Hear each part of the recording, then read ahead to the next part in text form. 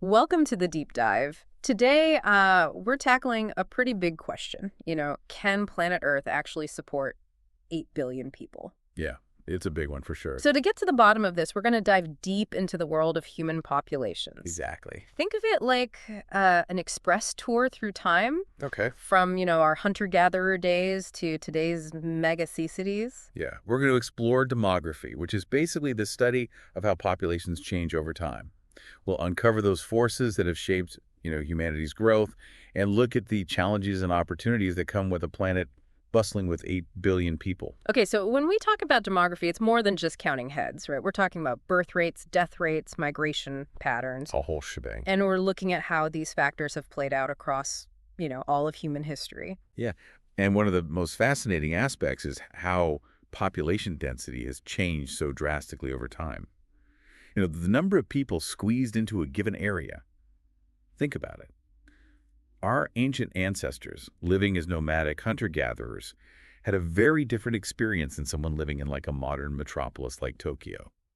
It's amazing how our lifestyles and the way we interact with the environment have transformed alongside population growth. Right. Speaking of growth, I'm curious about those different population models I've heard about. Hmm. Like exponential growth and carrying capacity.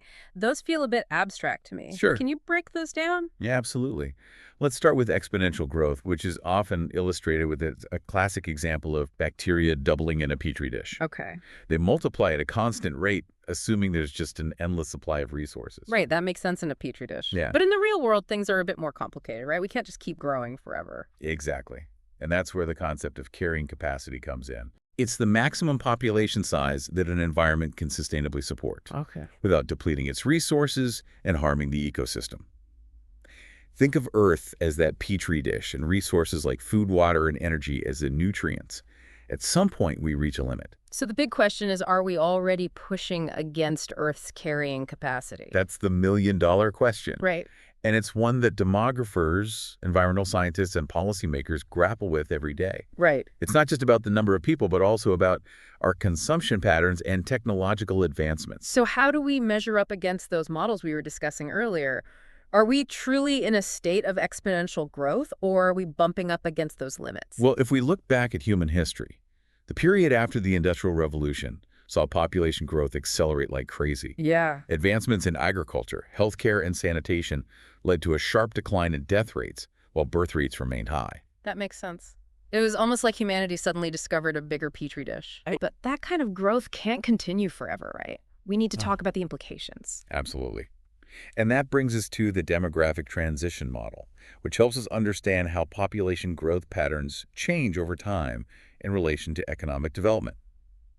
There are 4 distinct stages. This sounds fascinating. Tell me more about these stages and what they reveal about the journey of human populations. All right, so let's break down these stages. Okay. It sounds like a pretty wild ride through human history, from those hunter-gatherer societies to the modern world we live in. Yeah, so picture this. Stage 1. We're talking pre-industrial societies, high birth rates, but also high death rates. Tragically high death rates due to disease and limited resources. Wow, life was tough back then. They're the precarious balancing act. Yeah, but then something shifts, right? What happens in stage 2? Stage 2, things start looking up, especially in terms of healthcare and sanitation. Death rates plummet, but birth rates, they stay high. And suddenly you have this surge in population growth, like a dam breaking loose. I can imagine that led to some serious changes in how societies function. Absolutely. Increased demand for food, housing, resources. Yeah. It's a period of rapid transformation. Yeah, and not always smooth sailing, I'm sure. For sure. So what happens when that rapid growth starts to level off? Is that where stage 3 comes in? Exactly. Stage 3 sees those birth rates finally start to decline. Oh. It's often linked to urbanization, increased access to education, especially for women. Yeah.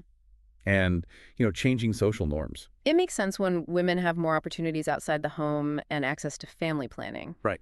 They tend to have fewer children. Exactly. It's about empowerment and choice. And as societies become more industrialized and technologically advanced, having a large family isn't as necessary for economic survival. So stage 3 is where a lot of industrialized nations find themselves today, right? What about stage 4? What does that look like? Stage 4 is where birth and death rates both reach low levels, resulting in a stable or even slightly declining population. Think of countries like Japan or Italy, where birth rates have fallen below the replacement level. We've talked about this a bit before, but I'm curious to dive a little deeper into the implications of population decline. Is it necessarily a bad thing? It's a complex issue. It's got both challenges and potential benefits. On the one hand, a shrinking population can lead to labor shortages, a smaller tax base to support social programs, and even a sense of economic stagnation. Those are some serious concerns. Yeah. But aren't there also some potential upsides to a smaller population, like reduced pressure on resources and the environment? Absolutely. There are definitely potential benefits. A smaller population footprint can lead to less strain on resources, lower carbon emissions, a more sustainable way of life. It's like finding that sweet spot, right? Balancing population size with resource availability and environmental well-being. Right. Speaking of balance, earlier we touched on zero population growth, or ZPG. Can you remind me what that means exactly? Sure, ZPG occurs when a population's birth rate equals its death rate, resulting in no net growth. It's often considered a desirable state because it implies a stable population size and reduced pressure on resources. So to achieve ZPG, what's the magic number of children per woman? It's often cited as 2.1 children per woman. This number takes into account factors like infant mortality and slight imbalances in the sex ratio at birth. Okay, so ZPG sounds pretty ideal, but wouldn't a slowly growing population be more beneficial for economic growth and innovation? After all, new generations bring fresh ideas and energy to the table. That's a great point, and it's a debate that's ongoing in many countries. Some argue that a modest level of population growth can stimulate the economy and support innovation. Others emphasize the ecological benefits of a stable or even slightly declining population. It seems like there's no one-size-fits-all solution. You know, Each nation needs to find its own path, taking into account its unique social, economic, and environmental circumstances. exactly. And those circumstances are constantly evolving. We're seeing new challenges emerge, like climate change, resource scarcity, and the rise of megacities. These trends are forcing us to rethink how we manage population growth and its impact on the planet. So we've covered the historical trends, the different growth models, and the concept of ZPG. But what about the here and now? What are the most pressing challenges facing the world's population today? That's where things get really interesting and a little bit concerning. We're living in a world of unprecedented demographic change, with some regions grappling with rapid population growth while others face decline. Okay, let's dive into those contrasting realities. What are the key differences between developing nations experiencing rapid growth and industrialized nations with slowing or declining populations? One of the most striking differences is in the age structure of their populations. Developing nations often have a very young population, with a large proportion of children and adolescents. And that puts a lot of pressure on education systems, healthcare, and job creation, ideally. Exactly. Meanwhile, industrialized nations are facing an aging population, with a growing proportion of elderly people. Which brings its own set of challenges. Yes. Like caring for an aging population, ensuring adequate healthcare, and maintaining social security systems. Right, so you have these two contrasting demographic realities, each with its own set of challenges and opportunities. It sounds like navigating these contrasting trends will be key to shaping a sustainable future for humanity. Absolutely. And it's not just about managing population growth or decline, but about addressing the underlying factors that contribute to these trends. Factors like poverty, inequality, access to education, and healthcare. Exactly. These are the root causes that we need to address if we want to create a more equitable and sustainable world for all 8 billion of us. All right, so we've explored the historical trajectory of human populations, the factors driving growth and decline, and the unique challenges facing different parts of the world. But let's get back to that question we posed at the beginning. Can the planet sustainably support 8 billion people? That's the million-dollar question. And the answer is complex. It's not just about the number of people, but about how we consume resources, manage our impact on the environment, and create a more equitable world where everyone has the opportunity to thrive. So where do we go from here? What are the potential solutions to these population challenges? Well, there are no easy answers, but there are a number of promising approaches that could help us chart a more sustainable path forward. One key area is investing in education and empowerment, particularly for women and girls. Because when women have access to education and opportunities, they tend to have fewer children and make informed choices about family planning. Exactly. It's a ripple effect that can lead to greater economic stability, improved healthcare outcomes, and ultimately more sustainable population growth. And what about access to healthcare and family planning services? That's crucial, especially in developing nations. Ensuring that individuals have the resources and information to make responsible choices about their reproductive health is essential. It's about giving people the power to decide what's best for themselves and their families. Right. And on a broader scale, we need to address issues like poverty and inequality. Because when people have access to basic necessities and economic opportunities, they're less likely to have large families out of necessity. Precisely. Reducing poverty and inequality can have a profound impact on population dynamics. And of course, we can't forget about the environmental piece of the puzzle. Absolutely.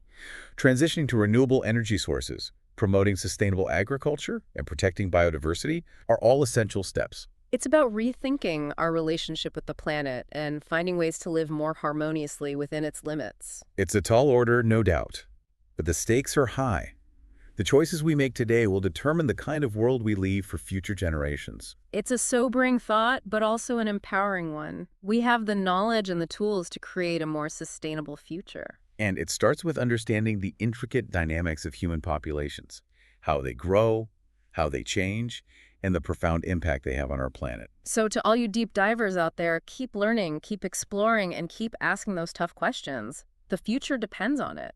You know, it feels like we're at a crossroads, right? On the one hand, we have all these incredible advancements in technology and medicine. Yeah. On the other hand, we're facing these unprecedented environmental challenges. Right. And a world population that's still growing.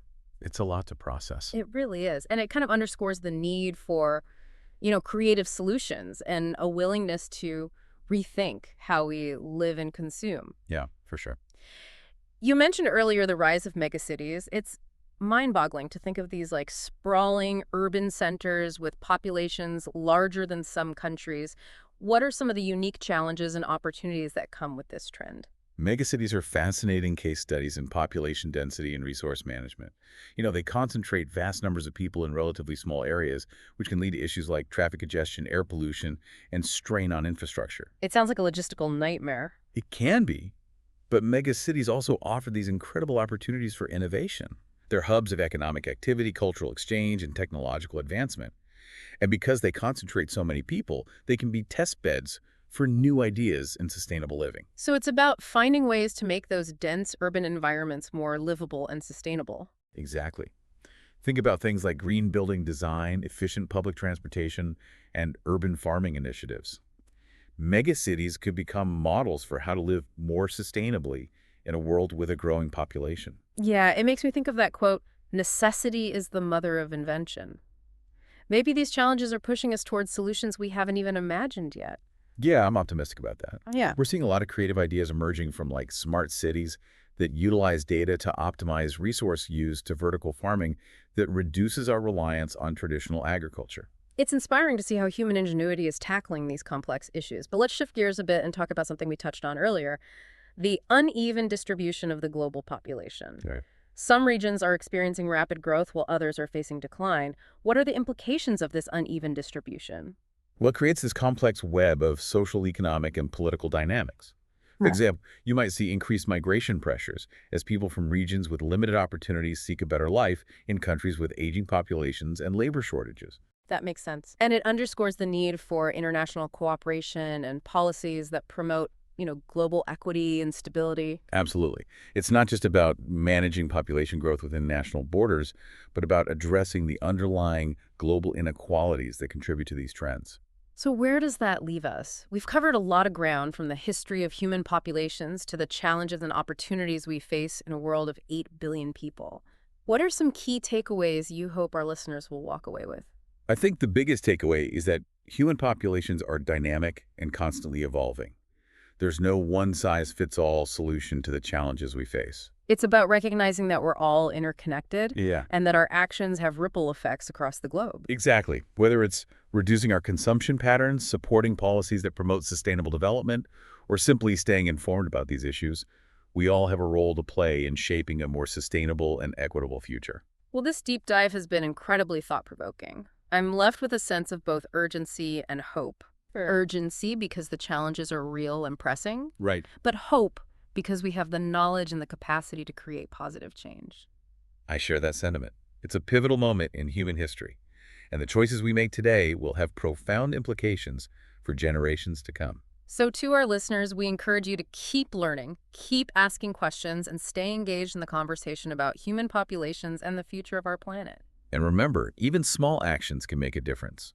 It's about making conscious choices in our daily lives and advocating for policies that promote a more sustainable and just world. Thanks for joining us on this deep dive into the world of human populations. It's a topic that's both fascinating and critical to understanding our place in the world. Until next time, keep exploring.